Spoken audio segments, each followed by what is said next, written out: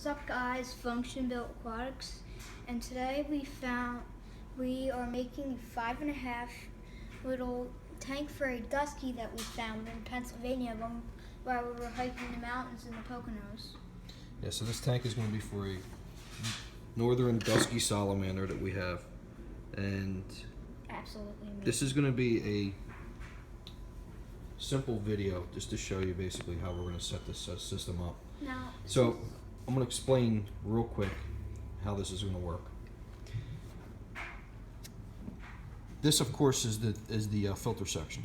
So what I did was I foamed this filter section in, and underneath the foam formation is going to be a layer, a 2-inch, 1.5-inch layer of gravel.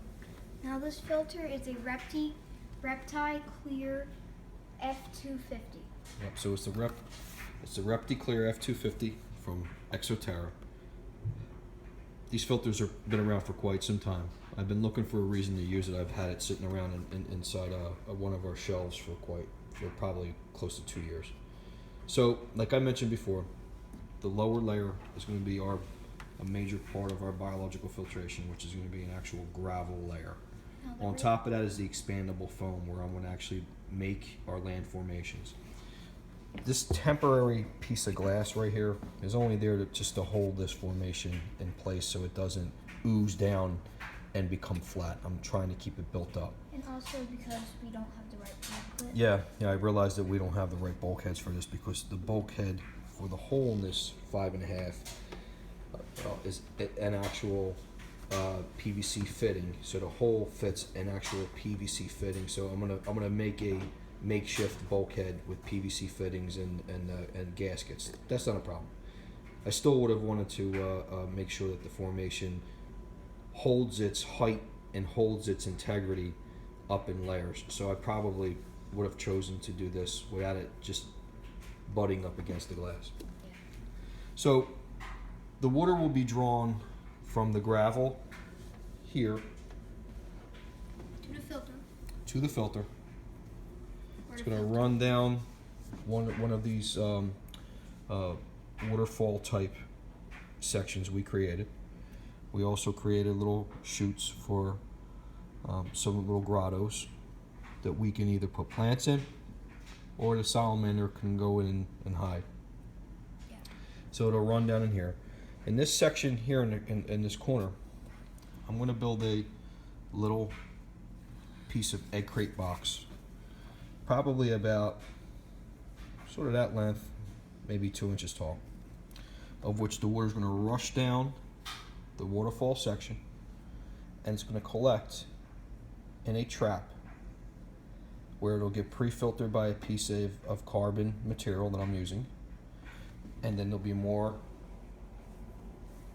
gravel, another 2-inch layer of gravel down here, of which the water will, like I mentioned before, will get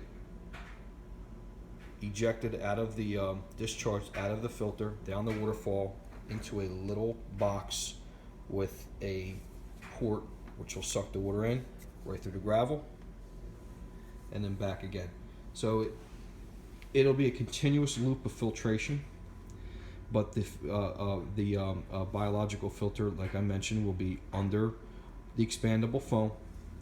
The filter will act as a secondary filter and also a water pump to continuously pump the water in a loop. The bulkhead right here is going, once I buy the pieces tomorrow, will be attached to a ball valve, of which I can do a quick, instant water change without ever having to siphon any of the water out of the system and screwing around inside the actual formations itself.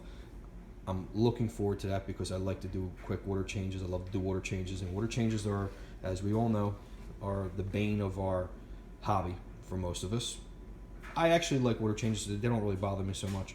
But if they're more simple and easier to do, you have a tendency to keep doing them and doing more often. And this way I'll be able to do my water change with a little bulkhead and a ball valve and never have to disturb anything in the main system. And then we can just go ahead and pump the fresh cool water back in here again. So this tank is a 5.5 gallon tank that I've had sitting around for 2 years, and Nate and I caught a northern Dusky Salamander, of which I only have one, but they're pretty aggressive and are known for being salamander predators. So this tank is going to be dedicated to him. And we also plan on hibernating him, so I might go so far as to finding a way to chill this tank down in the winter months, so we can hibernate him in the winter and then bring him back out in the spring. So we'll go through that process later. Maybe find a way to drop the temperatures down in the low 30s, mid to low 30s, to cool them down, and then we'll see what happens. So this is the beginning process. I know we're kind of rushing this through, but we just could not wait to get started. I love the work with expandable foam. And Nate probably has a few things to say. Now this tank is gonna probably be one of the coolest tanks we have. It'll be different. Most of all our tanks we have are more fish related. This is going to be herpetology related, related to amphibians. This is our first terrarium, so we're kind of excited about this. Yeah, I love expandable foam, and let me tell you something. When this is done, and when I get done with it, and we start putting the different mosses on this is going to look completely badass. What I said about the terrarium, well, it's kind of different between a paludarium, terrarium, plus a riparium.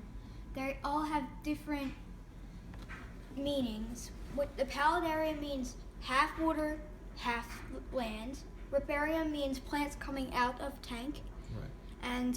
And terrarium means ground, less water. Terrarium.